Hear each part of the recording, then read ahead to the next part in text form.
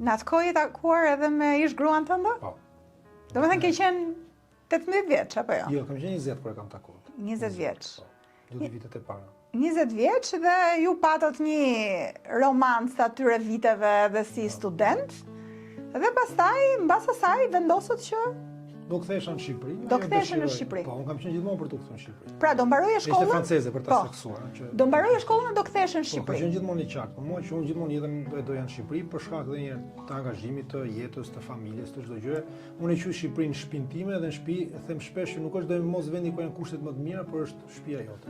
Dakor. Dhe aty do të jesh. Dhe ajo e dinte që ti do ktheheshe në Po. Shqipëri? Dhe e pranoi këtë gjë? Po e pranoj në plan të parë po dhe u kthyem. U kthyem bashkë dhe këtu në Shqipëri. Pastaj unë punova, ajo mbaroi të studimet e veta se si kishte mbaruar akoma. Si ka qenë përshtatja e saj në Shqipëri?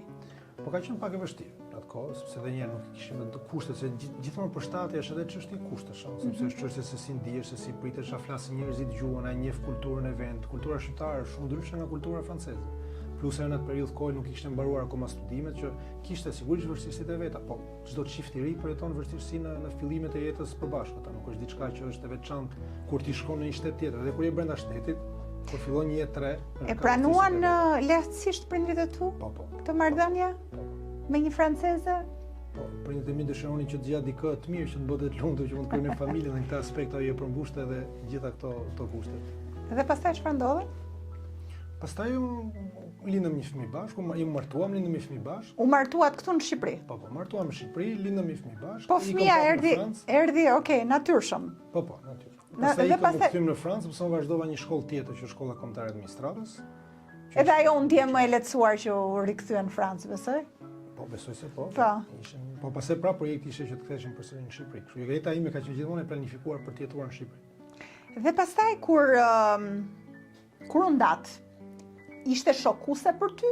Do me thënë, si e ke përjetuar atë periudhë? Sigurisht shokuese është, sepse kur ti për ne shqiptar, për idenë përgjithshme, familja është gur themeli i shoqërisë dhe është një dështim. Po. Dështim është në çfarëdo lloj aspekti që ta shohësh, është dështim dhe është shumë e rëndë. Por me kohën, siç e kam shpjeguar në mënyra të ndryshme, janë disa dështime që janë të nevojshme, sepse po ti të rriqe më gjatë do shkatërroheshin shumë gjëra, por që sigurisht në atë moment e përjetova si dështim.